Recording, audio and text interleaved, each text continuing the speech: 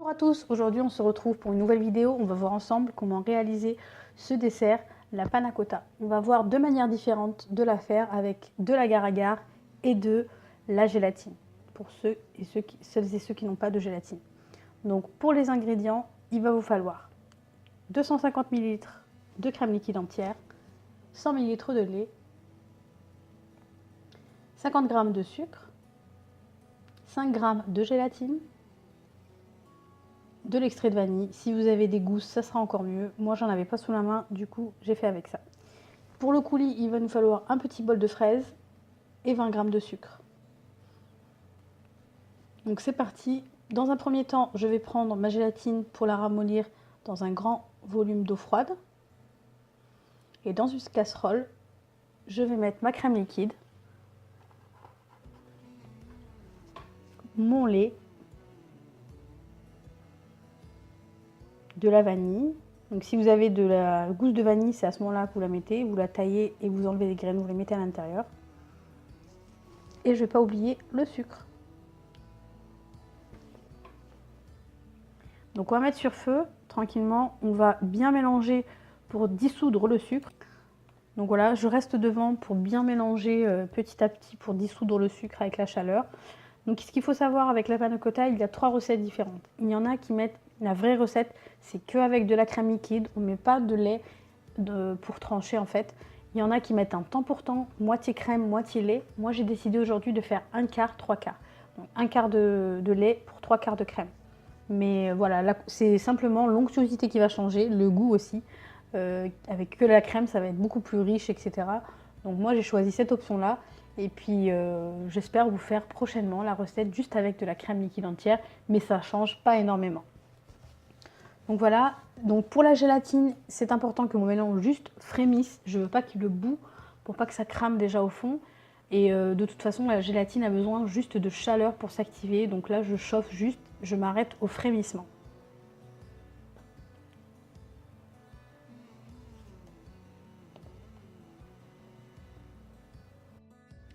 Voilà, ma crème est bien chaude avec mon lait. Je vais essorer ma gélatine et je vais la mettre dans le mélange. Je vais bien mélanger pour dissoudre ma gélatine. Et je vais le verser dans un verre doseur avec un bec verseur, juste pour que ça soit facile à verser dans les verrines. Je mélange encore correctement pour voir s'il n'y a pas de résidus de gélatine. Moi j'ai choisi ce genre de verrine, c'est des verrines en plastique, vous pouvez choisir des verrines en verre, des verrines de toutes les formes. Vous pouvez vous amuser avec ça. Voilà, je vais verser aux 3 quarts. Et ensuite, on va passer pour voir comment réaliser le coulis. Donc moi, j'ai choisi de ne pas gélifier le coulis, c'est important parce que j'avais pas envie que la panna cotta soit gélifiée, le coulis aussi. J'ai décidé de faire un coulis voilà, lisse, mais qui reste comme un jus en fait, un jus de fraise. Mais vous pouvez mettre un petit peu d'agar-agar ou de gélatine du coup dans le coulis si vous voulez le gélifier aussi. Donc là, juste je prends mes fraises, je les mets dans un bol assez long en fait, le sucre, et je vais mixer avec un petit peu de jus de citron. Donc si je voulais le gélifier, je vais mettre donc soit la gélatine, je vais faire chauffer, soit mettre la gélatine, soit l'agar-agar. Mais moi j'avais envie de le laisser en coulis. Donc pour la recette avec l'agar-agar, c'est pareil, il vous faudra 250 ml de crème, 100 ml de lait, 50 g de sucre, de la vanille ou des gousses de vanille et de l'agar-agar. Donc ça se trouve au rayon avec les levures. Donc voilà, c'est un gélifiant naturel très puissant qui n'a rien à voir avec la gélatine.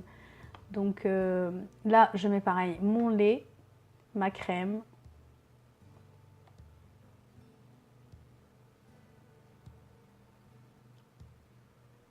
mon sucre, je vais mettre la vanille.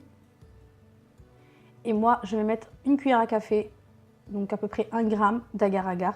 Et l'agar-agar, il faut le mettre à froid. C'est ça la différence avec la gélatine.